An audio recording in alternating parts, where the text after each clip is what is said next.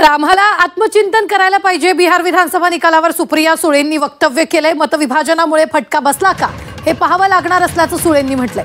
हे नितीश कुमार यांचं यश आहे असं देखील सुप्रिया सुळेंनी म्हटलेलं आहे।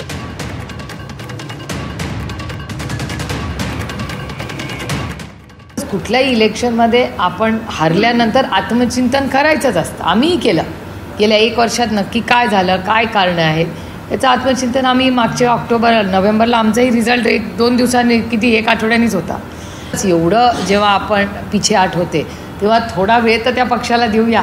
काय नक्की त्यांचं ॲनालिसिस काय, मताचं विभाजन झालेलं आहे का, हे नुकसान डिव्हिजन ऑफ वोट्सनी झालेलं आहे का, कशामुळे झालं आहे ह्याचा आम्हाला 1-2 दिवस अभ्यास ॲनालिसिस तर करायला लागेल। त्याच्याशिवाय कसं बोलणार। सीटमध्ये जे फ्रेंडली फाईटला सीट झाल्या त्याच्यामुळे काही काँग्रेसचं आणि RJDचं नुकसान झालं असेल का, हा एक मुद्दा असू शकतो।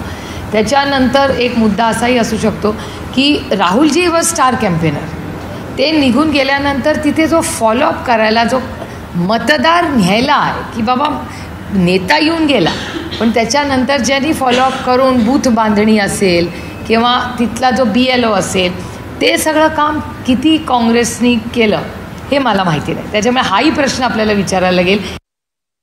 नितीश कुमारजींचे त्यांना मनापासून अभिनंदन देते, कारण काही का सशक्त लोकशाहीमध्ये हार जीत ही होत राहते आणि अर्थातच आम्ही मान्य केलं पाहिजे की ह्यावेळी त्यांच्या अलायन्सचा परफॉर्मन्स अर्थातच आत्ताचा जो डेटा सांगतोय त्याच्यात त्यांना खूप मोठं यश आलेलं दिसतंय।